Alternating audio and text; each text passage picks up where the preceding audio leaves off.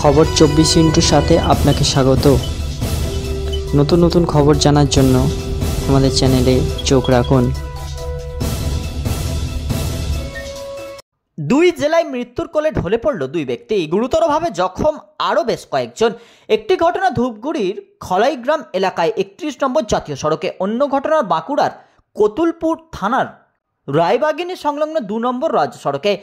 স্থানীয় বাসিন্দারা জানাচ্ছেন, রাত প্রায় 11টা নাগাদ 31 নম্বর জাতীয় সড়কে দ্রুত গতিতে আসতে থাকা একটি লরি একটি বাইকে ধাক্কা মারে।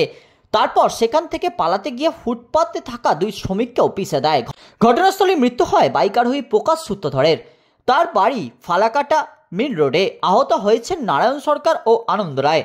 তারা দুজনেই খলাইগ্রাম এলাকার বিদেশ প্লাইউড কারখানার শ্রমিক।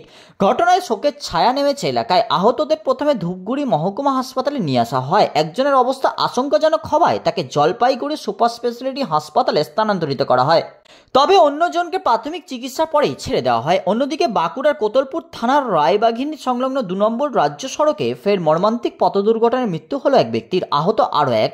মৃত ব্যক্তির নাম সাহেব মাঝি, বাড়ি ইন্দাস থানার বাজিতপুর গ্রামে।